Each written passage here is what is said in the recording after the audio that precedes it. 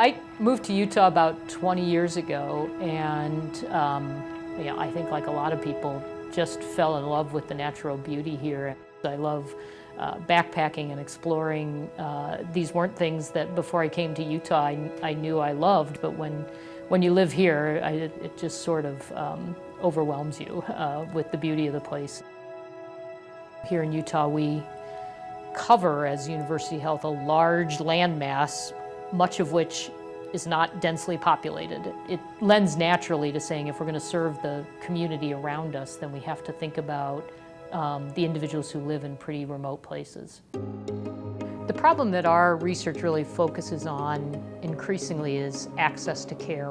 For physical therapy, for rehabilitation, for people with chronic pain, this is a particularly challenging aspect of getting evidence-based treatments, is just the access to the type of care that we know people should receive, that's focused on exercise, focused on physical activity, not focused on medication management. But access to this kind of care can be really challenging for individuals who are in rural communities, lower income communities, or just have other barriers to receiving that type of care in the traditional way we've delivered it. In this project, we're working with community health centers throughout the state of Utah, based in both in urban areas as well as the really rural and frontier areas of the state. If we're going to meet the goal of increasing access, we have to think about innovative ways to deliver the treatment.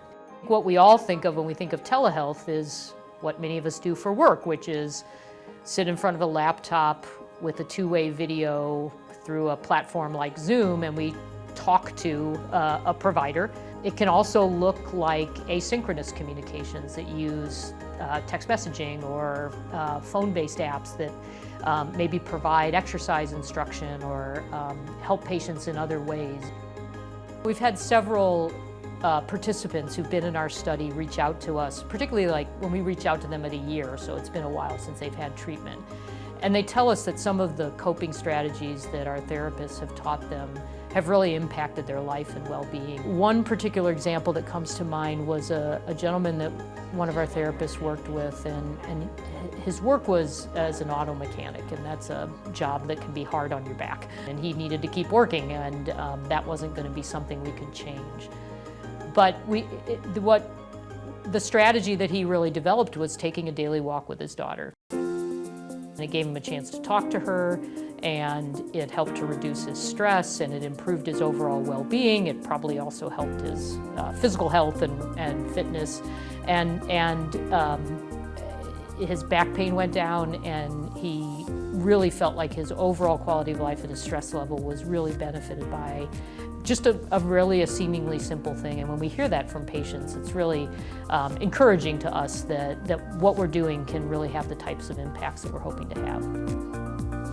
The University of Utah Health has been a great setting to do this kind of work, working with particularly our rural and frontier communities. Most of the patients that receive care in these settings are low income.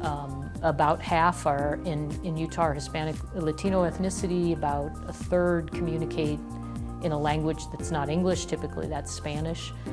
So the patient population and the needs to really provide high quality care look a little bit different.